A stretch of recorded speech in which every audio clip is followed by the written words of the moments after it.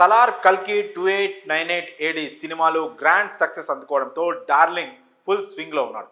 వరుస ప్రాజెక్ట్స్ కు ఓకే చెప్పేసి అందరికీ షాక్ ఇస్తున్నాడు. రాజాసాబ్ తో హిట్ కొట్టి హ్యాట్రిక్ స్టార్ గా అవతరించాలని ప్లాన్ చేస్తున్నాడు. మారుతి దర్శకత్వం వహిస్తున్న రాజాసాబ్ పై మంచి అంచనాలున్న సంగతి తెలిసిందే. పక్కా కమర్షియల్ ఎంటర్టైనర్ కావడంతో తిరుగులేదనే టాక్ వినిపిస్తోంది. ఇప్పటికే రిలీజ్ అయిన ప్రభాస్ లుక్ సహా ప్రతిదీ మంచి బజ్ తీసుకొచ్చింది. దీంతో రిలీజ్ తేదీ కోసం ప్రేక్షకాభిమానులు ఎంతో ఆసక్తిగా ఎదురు చూస్తున్నారు.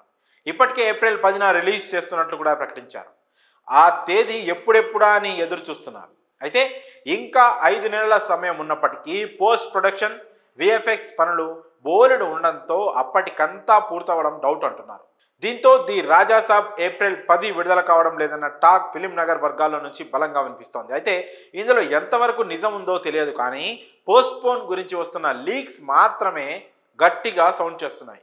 ఒకవేళ ఇదే జరిగితే కనుక డార్లింగ్ అభిమానులకు మళ్ళీ నిరాశ తప్పదు. మరోవైపు ఒకవేళ రాజాసాబ్ ఆగితే విశ్వంభరణ్ని దించే ఆలోచనలో యువి క్రియేషన్స్ సీరియస్గా ఉందట.